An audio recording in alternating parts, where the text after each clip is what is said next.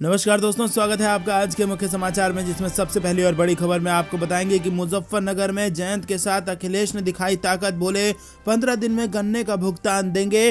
दूसरी बड़ी खबर में जिक्र होगा कि बिजली बिल अब आधी करेगी बीजेपी, तो पिछले 4.5 साल में बिल क्यों वसूला, प्रेस कॉन्फ्रेंस में बरसे अखिलेश यादव। तीसरी बड़ी खबर में आपको बताएंगे कि राकेश टिकैत ने बीजेपी पर जमकर साधा निशाना, किसानों के वोट को लेकर कही बड़ी बात। चौथी बड़ी खबर में जिक्र होगा कि शिवपाल यादव का दावा, चुनाव में प्रचंड बहुमत से बनेगी समाजवादी पार्टी की सरकार, मुख्यमंत्री योगी पर साधा शिवपाल यादव ने निशाना। और पांचवी बड़ी खबर में आपको बताएंगे कि क्या मोदी सरकार रेलवे का करने वाली है निजीकरण, स्वामी ने दी चेतावनी, भर्ती परीक्षा रद्द होने से फैल रही है हवा, स्टैंड साफ करे केंद्र की सरकार। दोस्तों, हर एक खबर की गहराई में आपको ले जाएंगे, लेकिन उससे पहले अगर आपको भी ऐसा लगता है कि पांचों राज्य के चुनाव में भाजपा को बड़ा नुकसान होने जा रहा है और उत्तर प्रदेश में सत्ता परिवर्तन निश्चित है, तो वीडियो को लाइक करके अपना समर्थन दर्ज कराना ना भूलिए। दोस्तों, 3000 लाइक के टारगेट को पूरा कराइए। साथ ही साथ अगर चैनल पर नए हैं तो लाल बटन को दबा के चैनल को सब्सक्राइब करके रख लीजिए और घंटी बजाकर कमेंट में बताइए कि किसकी बन रही है सरकार। रुक करते हैं सबसे पहली और बड़ी खबर की तरफ। मुजफ्फरनगर में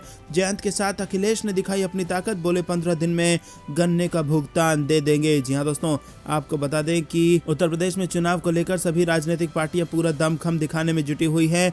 इसी बीच शुक्रवार को समाजवादी पार्टी के मुखिया और आरएलडी के राष्ट्रीय अध्यक्ष जयंत चौधरी ने ज्वाइंट प्रेस कॉन्फ्रेंस की और इस प्रेस कॉन्फ्रेंस में अखिलेश यादव ने बीजेपी पर जमकर हमला बोला। अखिलेश यादव ने कहा कि बीजेपी ने अपने घोषणा पत्र में किए वादे पूरे नहीं किए। उन्होंने कहा कि 2022 में अच्छी सरकार होगी। प्रेस वार्ता में अखिलेश यादव ने चौधरी चरण सिंह के किसानों को लेकर उज्जवल सपने की बात करते हुए कहा कि बीजेपी सरकार ने चौधरी साहब के सपने को तोड़ा है। वहीं अखिलेश ने आगे कहा कि मैं और जयंत चौधरी हम दोनों किसानों के बेटे हैं और किसानों के हक के लिए आखिर तक लड़ेंगे। अखिलेश यादव ने कहा कि हमारी सरकार आती है तो यूपी में कोई भी काला कानून लागू नहीं हो सकेगा। वहीं एमएसपी पर सरकारी खरीद का इंतजाम भी होगा। समाजवादी पार्टी के मुखिया ने प्रेस वार्ता के दौरान कहा कि अगर सरकार में हम आते हैं तो 300 यूनिट बिजली फ्री दे देंगे, सिंचाई के लिए बिजली माफ होगी, किसानों के लिए एमएसपी पर खरीद के लिए इंतजाम किए जाएंगे, गन्ने के भुगतान के लिए उन्हें इंतजार ना करना पड़े, इसके लिए फार्मर कॉर्पस फंड और फार्म रिवॉल्विंग फंड बनाएंगे।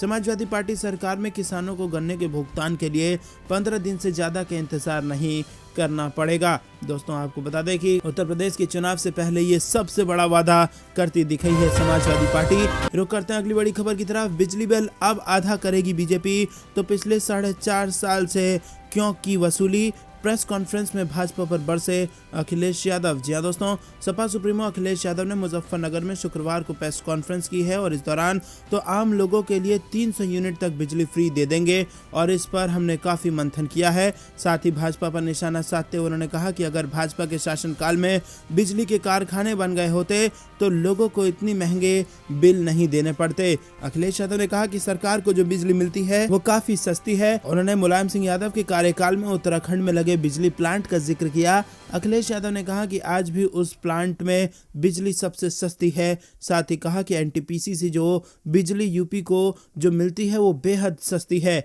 अखिलेश यादव यही नहीं रुके, उन्होंने कहा कि भाजपा की 2 बार सरकार बन गई लेकिन यूपी में बिजली को कोटा नहीं बढ़ाया गया और जैसे ही सपा ने 300 यूनिट बिजली फ्री देने की बात की तो भाजपा ने कहा कि हम भी बिजली का बिल आधा कर देंगे। इसी के साथ उन्होंने कहा कि समाजवादी पार्टी का सवाल है कि 4.5 साल तक भाजपा ने बिल क्यों लिया और क्या जनता का पैसा वापस होगा। इस दौरान उन्होंने कहा कि बीते 4.5 सालों में मुख्यमंत्री योगी ने आज तक बिजली के कारखाने का नाम तक नहीं लिया। तो करते हैं अगली बड़ी खबर की तरफ। राकेश टिकैत ने बीजेपी पर जमकर साधा निशाना, किसानों के वोट को लेकर कही बड़ी बात। जी हां दोस्तों, भारतीय किसान यूनियन के प्रवक्ता और किसान नेता राकेश टिकैत ने एक बार फिर से सरकार पर निशाना साधा है। उन्होंने कहा कि जनता नाराज लग रही है सरकार से, पता नहीं क्या करेगी। 5-7 साल हो गए इनको लेकिन उन्होंने किया कुछ नहीं। चुनाव में किसके साथ जाएंगे को लेकर सवाल पूछने पर राकेश टिकैत ने कहा कि हम सिर्फ मुद्दों के साथ हैं। 13 महीने आंदोलन कर किसान आया तो नाराज है। 31 जनवरी को फिर बड़ा आंदोलन है। वादा खिलाफी का कार्यक्रम है कि जो वादा किया दिल्ली में अब तक पूरा नहीं किया। इसी के साथ बीजेपी नेताओं के पश्चिमी उत्तर प्रदेश में दौरे पर किसान नेता ने कहा कि उन्हें घर पर जाना भी चाहिए, बल्कि सड़क से जाएं तो बेहतर है। सड़क ठीक हो जाती, अगर पिछले 5 साल जाते तो सड़क, स्कूल, अस्पताल सब ठीक हो जाते। अगर पहले जाते तो घर घर वोट मांगने की जरूरत नहीं पड़ती। घर घर मिलने जा रहे हैं लेकिन हमसे मिलने नहीं आ रहे हैं। हम तो चाहते हैं कि कोई हमसे भी मिलने आए, मुद्दों पर बात करे। क्या जाट बीजेपी के साथ है? इस बयान पर राकेश टिकैत ने कहा कि एक बिरादरी को टारगेट कर जैसे बयान दे रहे हैं कि जाट हमारे साथ है, ये फंडा अब नहीं चलेगा, ये फेल हो चुका है, ये पुराना मॉडल लेकर चल रहे हैं जो अब नहीं चलेगा। दोस्तों रुक करते हैं अगली बड़ी खबर की तरफ। शिवपाल यादव का दावा, चुनाव में प्रचंड बहुमत से बनेगी समाजवादी पार्टी सरकार, मुख्यमंत्री योगी पर शिवपाल यादव ने साधा निशाना।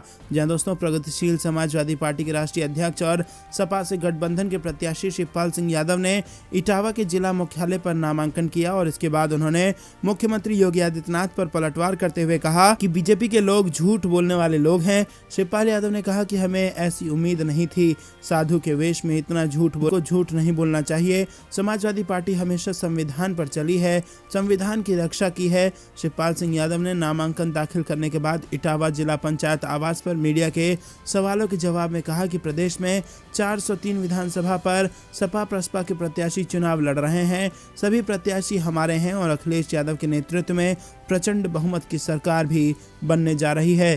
शिवपाल यादव ने कहा कि भारतीय जनता पार्टी के लोग केवल झूठ बोलते हैं और जो वादे किए थे वो भी पूरे नहीं किए गए हैं, और जब चुनाव आते हैं तो मंदिर मस्जिद हिंदू मुस्लिम करने लगते हैं। पूरे 5 साल कोई काम नहीं किया, झूठे वादे किए। राकेश टिकैत के द्वारा जिलाधिकारियों पर लगाए गए आरोप पर कहा कि चुनाव आयोग पूरी तरह से निष्पक्ष चुनाव करवाए, किसी भी प्रकार की गड़बड़ी नहीं होनी चाहिए, ऐसी हमें उम्मीद है। दोस्तों करते हैं अगली बड़ी खबर की तरफ। क्या मोदी सरकार रेलवे का निजीकरण करने वाली है? यहाँ पर स्वामी ने दे दी है चेतावनी, कहा भर्ती परीक्षा रद्द होने से फैल रही है हवा, स्टैंड क्लियर करे सरकार। जी हाँ दोस्तों, आरआरबी एनटीपीसी परीक्षा प्रक्रिया के विरोध में युवाओं का गुस्सा 7वें आसमान पर है और बिहार से शुरू हुआ हंगामा उत्तर प्रदेश सहित देश के अन्य हिस्सों में पहुंच रहा है। इसी बीच बीजेपी से सांसद सुब्रमण्यम स्वामी ने केंद्र सरकार से इस मामले पर अपना रुख साफ करने के लिए कह दिया। उन्होंने इस बारे में चेतावनी तक दे डाली। उन्होंने कहा कि अलग अलग तरह की बातें बनने लगी हैं। ऐसा भी फैलाया जा रहा है कि मोदी सरकार का प्लान रेलवे के निजीकरण का है। भर्ती परीक्षाओं को रद्द करने के साथ इसे जोड़ा जा रहा है। रेलवे रिक्रूटमेंट को लेकर युवाओं में असंतोष पर सरकार को घेरने वाले सुब्रमण्यम अकेले बीजेपी नेता नहीं हैं। पीलीभीत से बीजेपी सांसद वरुण गांधी ने भी बेरोजगारी के मुद्दे पर सरकार को आईना दिखाया है। उन्होंने शुक्रवार को ट्वीट कर कहा कि देश में बेरोजगारी सबसे बड़ी समस्या बनकर उभर रही है, स्थिति विकराल होती जा रही है और इससे मुंह मोड़ना कपास से आग। वरुण गांधी के बाद सुब्रमण्यम स्वामी ने ट्वीट कर सरकार को कटघरे में खड़ा किया है। स्वामी को बेबाकी से अपनी बात कहने के लिए जाना जाता है। उन्होंने लिखा कि बात फैलाई जा रही है या इधर उधर हो रही है कि अब मोदी सरकार रेलवे का निजीकरण करने की योजना बना रही है और इसे राज्यों में रोजगार भर्ती परीक्षाओं को बार बार रद्द करने के साथ जोड़ा जा रहा है। मैं सरकार को अपनी स्थिति स्पष्ट करने की चेतावनी देता हूं, अन्यथा युवाओं का उपद्रव होना ही है। रुक करते हैं अगली बड़ी खबर की तरफ। प्रियंका गांधी ने युवाओं के साथ की चर्चा, दादी इंदिरा गांधी का किया जिक्र और बीजेपी पर साधा निशाना। जी हाँ दोस्तों, आपको बता दें कांग्रेस महासचिव प्रियंका गांधी ने शुक्रवार को युवाओं के साथ वर्चुअल तरीके से वार्ता की है और इस दौरान उन्होंने युवाओं से बेरोजगारी के मुद्दे को लेकर बातचीत की और बीजेपी सरकार पर निशाना साधा। खास बात यह रही कि उन्होंने अपनी दादी और पूर्व प्रधानमंत्री इंदिरा गांधी का जिक्र किया और कहा कि कांग्रेस की सरकार आने पर युवाओं की नौकरियों के लिए एक टाइम टेबल बनाया जाएगा। युवाओं से बातचीत के दौरान प्रियंका गांधी ने कहा कि जब रोजगार नहीं है तो नौजवान में गुस्सा होना जायज है और उन्होंने बीजेपी सरकार पर हमला बोलते हुए कहा कि राजनीतिक दलों को पता है कि आप बेरोजगार रहेंगे तो आप बहकेंगे। युवाओं को बेरोजगार रखने से राजनीतिक दलों को फायदा होता है। जातिवाद की राजनीति से पब्लिक का फायदा नहीं होगा, इससे आपको रोजगार नहीं मिलेगा। प्रियंका गांधी ने कहा कि हमने सोचा कि इतने राजनीतिक दल हैं, सब कहते हैं कि 25 लाख रुपए देंगे, 20 लाख रोजगार देंगे, तो हम कैसे अलग होंगे? क्यों ना हम नौजवानों के लिए एक अलग विधान बनाए जिसमें 20 लाख नौकरी का जो वादा हो, वो रोजगार आएंगे कहां से वो भी लिखा हो। इसीलिए हमें भर्ती विधान का जिक्र अपने घोषणा पत्र में हमने किया है। दोस्तों रुक करते हैं अगली बड़ी खबर की तरफ। ओम प्रकाश राजभर का दावा, बीजेपी के कई मंत्री उनके संपर्क में और समाजवादी पार्टी से टिकट दिलाने की कर रहे हैं वो मांग। जी हाँ दोस्तों, सुहेलदेव भारतीय समाज पार्टी के चीफ ओम प्रकाश राजभर ने एक बार फिर दावा किया है कि बीजेपी के कई मंत्री उनके संपर्क में हैं। राजभर ने कहा कि बीजेपी के कई मंत्री संपर्क में हैं और कह रहे हैं कि किसी तरह मुझे सीट दिला दीजिए, पार्टी में आ जाएंगे। राजभर ने कहा कि काफी विधायक संपर्क में हैं और उनकी गिनती भी नहीं की जा सकती। राजभर ने बीजेपी पर निशाना साधते हुए कहा कि बीजेपी चुनाव के समय धर्म का चश्मा पहनती है और नफरत की राजनीति करती है, मंदिर मस्जिद की बात करते हैं और भारत पाकिस्तान की बात करते हैं। अखिलेश के चीन बड़ा दुश्मन है, पाकिस्तान राजनीतिक दुश्मन है वाले बयान पर राजभर ने कहा कि हमारे देश के प्रधानमंत्री मोदी पाकिस्तान जाते हैं, वहां के नेता नवाज शरीफ की मां के पैर पकड़ते हैं, उन्हें शॉल भेंट करते हैं और उनकी चाय पीते हैं। लाल कृष्ण आडवाणी जिन्ना की कब्र पर चादर चढ़ाने गए थे। दोस्तों रुक करते हैं अगली बड़ी खबर की तरफ। इटावा में चुनाव कार्यालय के उद्घाटन पर शिवपाल यादव बोले, प्रचंड बहुमत से आ रहे हैं अखिलेश यादव और कल कराएंगे नामांकन। जी हाँ दोस्तों, प्रगतिशील समाजवादी पार्टी के संस्थापक अध्यक्ष और समाजवादी पार्टी प्रसपा गठबंधन के नेता शिवपाल सिंह यादव ने कहा कि इस विधानसभा चुनाव में अखिलेश यादव प्रचंड बहुमत से सत्ता में आ रहे हैं। चुनाव के सभी चरणों में पहले चरण से लेकर 7वें चरण तक सपा और उसके गठबंधन के उम्मीदवार भारी बढ़त लेने जा रहे हैं। और नगर में अपने चुनाव कार्यालय का उद्घाटन करने पहुंचे शिवपाल सिंह यादव ने स्पष्ट किया कि अपर्णा यादव, हरिओम यादव और प्रमोद गुप्ता LS के भाजपा में शामिल होने से कोई फर्क नहीं पड़ेगा, जो सपा गठबंधन में है वही जीत कर आएंगे। शिवपाल सिंह यादव ने कहा कि वो चुनाव लड़ेंगे और सपा प्रसपा के संयुक्त उम्मीदवार के रूप में अपनी परंपरागत विधानसभा सीट जसवंत नगर के लिए 28 जनवरी को नामांकन करेंगे। रुक करते हैं अगली बड़ी खबर की तरफ। अखिलेश यादव, जयंत चौधरी मुजफ्फरनगर से ठोकेंगे चुनावी ताल, वेस्ट यूपी में तेज करेंगे प्रचार। जी हाँ दोस्तों, समाजवादी पार्टी और राष्ट्रीय लोक दल अपना चुनावी श्री गणेश शुक्रवार को मुजफ्फरनगर से करेंगे। वेस्ट यूपी में 11 जिलों की 58 सीटों पर 10 फरवरी को और दूसरे फेज में 9 जिलों की 55 सीटों पर 14 फरवरी को वोट पड़ेंगे। इसीलिए समाजवादी पार्टी के राष्ट्रीय अध्यक्ष अखिलेश यादव और राष्ट्रीय लोक दल के राष्ट्रीय अध्यक्ष चौधरी जयंत सिंह अपना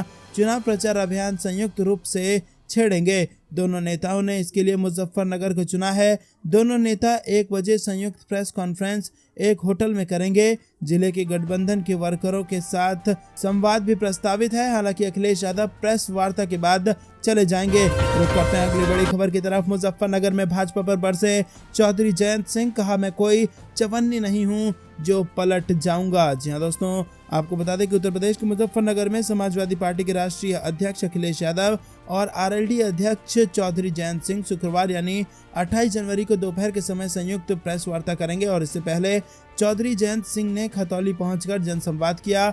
RLD अध्यक्ष चौधरी जयंत सिंह मुजफ्फरनगर के खतौली पहुंचे और यहां वो जिला का दौरा करेंगे और जनसंपर्क करेंगे। रुक करते हैं अगली बड़ी खबर की तरफ।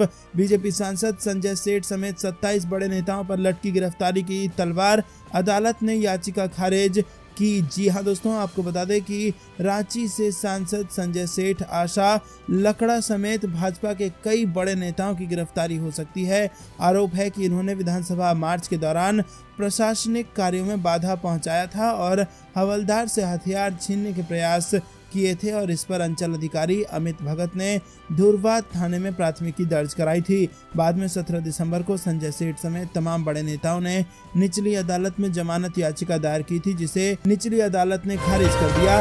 रुक करते हैं अगली बड़ी खबर की तरफ। उत्तराखंड में सियासी भूचाल, टिकट कटने से नाराज भाजपा के 2 विधायकों का इस्तीफा, 1 विधायक कांग्रेस में शामिल। जी हाँ दोस्तों, आपको बता दें उत्तराखंड भाजपा और कांग्रेस में प्रत्याशियों की सूची जारी होने के बाद असंतोष थमने का नाम नहीं ले रहा है। गुरुवार को बीजेपी के 2 विधायकों ने पार्टी से इस्तीफा दे दिया और इसमें टिहरी और रुद्रपुर के विधायक शामिल हैं। टिहरी से विधायक धन सिंह नेगी ने गुरुवार को कांग्रेस ज्वाइन कर ली है। वहीं आपको बता दें कि रुद्रपुर से टिकट कटने से नाराज विधायक राजकुमार ठुकराल ने भाजपा से इस्तीफा दे दिया है। उन्होंने प्रदेश अध्यक्ष मदन कौशिक को इस्तीफा भेज दिया है और उन्होंने इस्तीफे में लिखा है कि षड्यंत्र के चलते उनका टिकट कटवा दिया गया है, चुनाव लड़ेंगे। रुक करते हैं अगली बड़ी खबर की तरफ। राहुल गांधी ने ट्विटर पर लगाया आरोप, कहा सरकार के दबाव में कर रहा काम, कंपनी ने दिया ये जवाब। जी हां दोस्तों, आपको बता दें कांग्रेस के नेता राहुल गांधी ने दावा किया है कि उनके ट्विटर फॉलोअर्स लगातार घट रहे हैं। पिछले करीब 7 महीने में उनके फॉलोअर्स की संख्या में करीब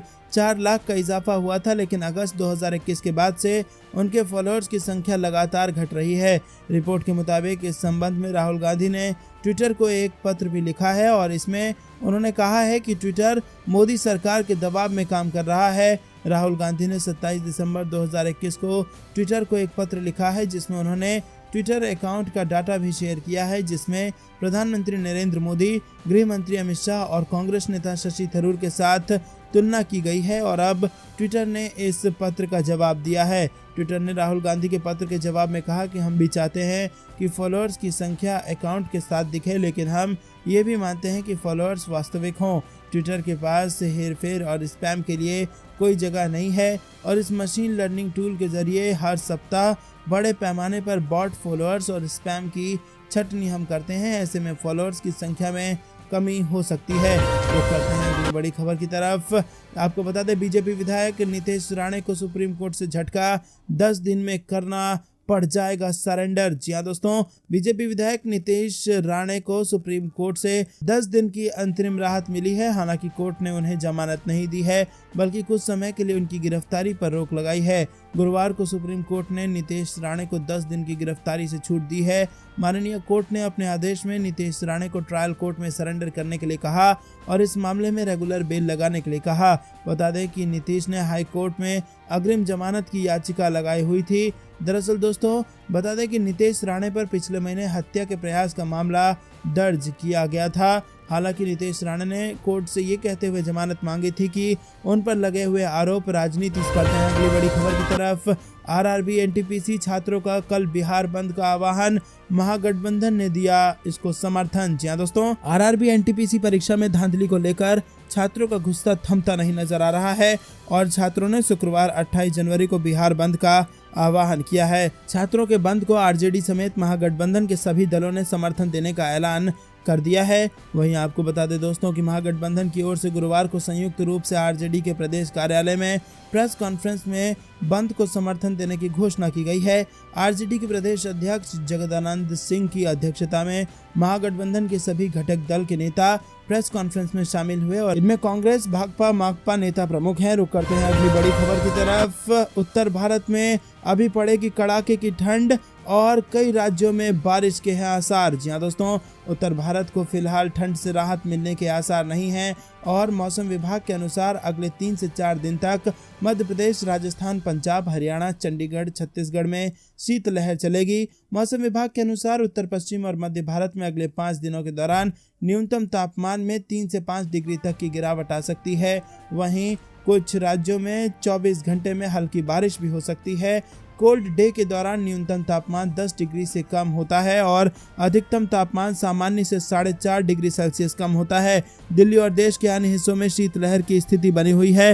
राष्ट्रीय राजधानी में मौजूदा तापमान 8.5 डिग्री सेल्सियस है। रुक करते हैं अगली बड़ी खबर की तरफ। अखिलेश यादव का भाजपा पर तंज, बोले चुनाव में पाबंदियां इसलिए ताकि कुर्सियां खाली ना रह जाएं। जहां दोस्तों, आपको बता दें कि समाजवादी पार्टी के राष्ट्रीय अध्यक्ष अखिलेश यादव ने भाजपा पर निशाना साधा और तंज कसते हुए कहा कि ये पाबंदियां इसीलिए हैं कि पंजाब के किसानों ने दिखा दिया कि जब प्रधानमंत्री वहां जाना चाहते थे तो पूरी कुर्सियां खाली थी। उन्हें डर था कि उत्तर प्रदेश में भी कुर्सियां खाली ना रह जाएं, इसीलिए प्रतिबंध लग गए। बुधवार को समाजवादी पार्टी मुखिया अखिलेश यादव लखनऊ के सपा मुख्यालय पर आयोजित कार्यक्रम में बोल रहे थे। उन्होंने कहा कि ये चुनाव बहुत अलग है। हम सब नहीं जानते थे पाबंदियां ऐसे लगाई जाएंगी। हमारे कार्यालय की तस्वीर चली जाएगी तो नोटिस आ जाएगा, लेकिन दूसरे कुछ भी करें तो कोई कार्रवाई नहीं होगी। हमें उम्मीद है कि गणतंत्र दिवस पर कोई नोटिस नहीं आएगा। इसी के साथ कहा कि कभी किसी ने कल्पना भी नहीं की थी कि ऐसा भी चुनाव होगा कि वोट मांगने पर भी